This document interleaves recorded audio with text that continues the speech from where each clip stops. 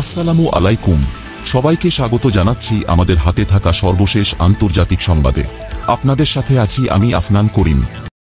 ইসরায়েলের বাত ইয়াম শহরে যাত্রীবাহী 3টি বাসে বিস্ফোরণের ঘটনা ঘটেছে। তেল আবিবের দক্ষিণের শহরটিতে আলাদা পার্কিং এলাকায় খালি বাসে এসব বিস্ফোরণ ঘটে বলে জানা গেছে। এক জায়গায় এমন বিস্ফোরণের পর অঞ্চল জুড়ে থমথমে পরিস্থিতি বিরাজ করছে। সামরিক অভিযানের বিরুদ্ধে প্রতিশোধ নিতে এ হামলা করা হয়েছে বলে ধারণা করা হচ্ছে। বিস্ফোরণের পর পুরো এলাকা নিরাপত্তার চাদরে ঢেকে ফেলা হয়েছে। জরুরি সেবা সংস্থাগুলো দ্রুত ঘটনাস্থলে পৌঁছে তল্লাশি শুরু করেছে। এদিকে আরও 2টি বাসে বিস্ফোরক থাকার খবর পাওয়া গেলেও সেগুলো বিস্ফোরিত হয়নি। সন্দেহভাজনদের খোঁজে গোটা শহর জুড়ে অভিযান চলছে। স্থানীয় গণমাধ্যমের প্রতিবেদনে বলা হয়, অবিস্ফোরিত একটি ডিভাইসে বিশেষ বার্তা পাওয়া গেছে। লেখা ছিল, তুলকারেম থেকে প্রতিশোধ।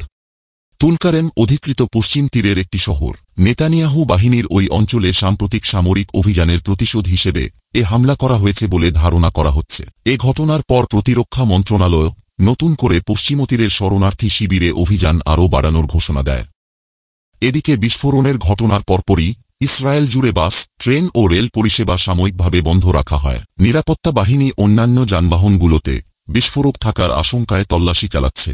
এছাড়া জনগণকে সতর্ক থাকতে এবং সন্দেহজনক কোনো বস্তু দেখলে নিরাপত্তা বাহিনীকে জানানোর আহ্বান জানানো হয়েছে। এদিকে অধিকৃত পশ্চিম তীরে আবারও সন্ত্রাসবিরোধী অভিযান চালানোর নির্দেশ দিয়েছেন ইসরায়েলের প্রধানমন্ত্রী বেনিয়ামিন নেতানিয়াহু। তেল আবিবের উপকণ্ঠের বাত ইয়াম শহরে 3টি বাস বিস্ফোরণ হওয়ার প্রতিক্রিয়ায় শুক্রবার এই নির্দেশনা দেন তিনি। বাস বিস্ফোরণের এই ঘটনাকে কেন্দ্র করে উচ্চ পর্যায়ের নিরাপত্তা বৈঠক করেছে ইসরায়েল। আর সেই বৈঠকে পশ্চিম তীরে সন্ত্রাসবিরোধী অভিযান চালানোর পাশাপাশি অন্য শহরগুলোতেও নিরাপত্তা জোরদার করার নির্দেশ দেওয়া হয়েছে বলে এক বিবৃতিতে জানিয়েছে নেতানিয়াহু অফিস।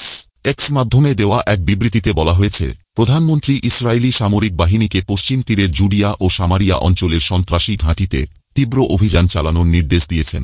এছাড়া ইসরায়েলি পুলিশ ও গোয়েন্দা সংস্থাগুলোকে ইসরায়েলের শহরগুলোর সন্ত্রাসবিরোধী প্রতিরোধমূলক কার্যক্রম জোরদার করতে বলেছেন নেতানিয়াহু। ইসরায়েলের কেন্দ্রীয় অঞ্চলের পুলিশ কমান্ডার হাইম সারগারফ এক সংবাদ সম্মেলনে বলেছেন, বিস্ফোরণে ব্যবহৃত ডিভাইসগুলো পশ্চিম তীর থেকে আনা হয়েছিল বলে ধারণা করা হচ্ছে। প্রতিরক্ষামন্ত্রী কার্ট জানিয়েছেন, পশ্চিম তীরের বিশেষ করে তুলকারেম শরণার্থী শিবিরে সামরিক অভিযান আরও বাড়ানো হবে। ইসরায়েলি সেনাবাহিনী কয়েক সপ্তাহ ধরে পশ্চিম তীরের বিভিন্ন শহর ও শরণার্থী শিবিরে প্রতিদিন অভিযান চালাচ্ছে। এসব অভিযানে অনেক ফিলিস্তিনি নিহত হয়েছে, ঘরবাড়ি ধ্বংস করা হয়েছে এবং অবকাঠামোগত ক্ষয়ক্ষতি হয়েছে।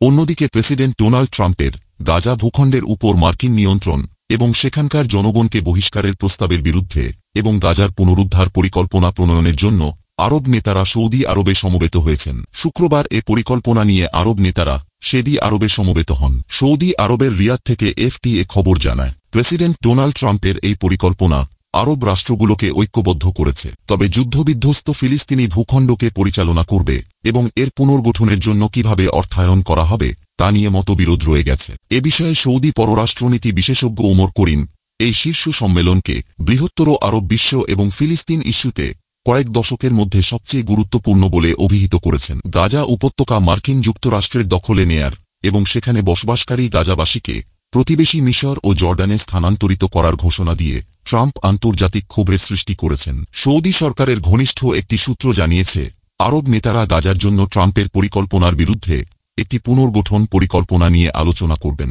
সৌদির ওই সূত্রটি জানিয়েছে, আলোচনায় বাদশাহ যে মিশরীয় পরিকল্পনার একটি সংস্করণ উল্লেখ করেছেন তা নিয়ে আলোচনা করা হবে।